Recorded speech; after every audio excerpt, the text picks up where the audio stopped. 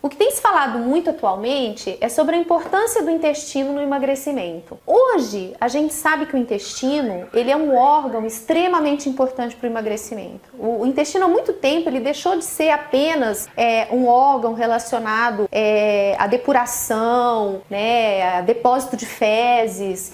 E ele foi descoberto que o intestino ele é um órgão extremamente glandular, extremamente endócrino. Algumas pessoas até colocam o intestino como nosso segundo cérebro, né? Tamanha a importância do intestino do ponto de vista hormonal. Gente, se a gente for parar para pensar, isso tem muita lógica, porque o intestino ele produz alguns hormônios, né?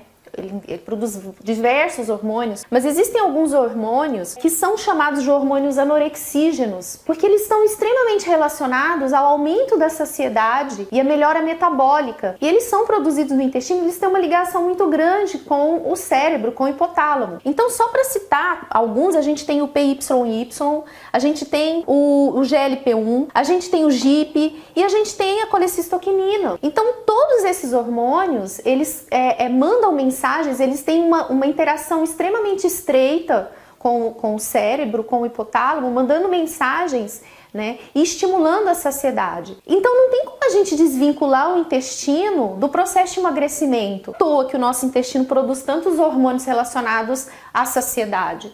Só para vocês terem uma ideia, alguns trabalhos recentes, eles têm mostrado, e é uma coisa que eu tenho falado muito durante o TMT, que é essa diferença, né, em todo o mapeamento, né, em todo o funcionamento do organismo de um paciente obeso, que é muito diferente de um paciente magro, e por isso a gente não pode simplesmente chamar o paciente obeso de safado, porque existem mudanças, né, fisiológicas, diferenças fisiológicas entre um organismo obeso e um organismo não obeso. E descobriu-se recentemente que a flora intestinal do paciente obeso é diferente da flora intestinal do paciente não obeso. Existe um predomínio de bactérias no paciente obeso chamadas de Firmicutes, que são bactérias que elas têm uma capacidade de absorver uma maior quantidade de alimentos e transformar aquilo em energia. Ou seja, são bactérias produtoras de calorias. Por outro lado, nos pacientes magros existe um predomínio de bactérias chamadas bacteroidetes que tem justamente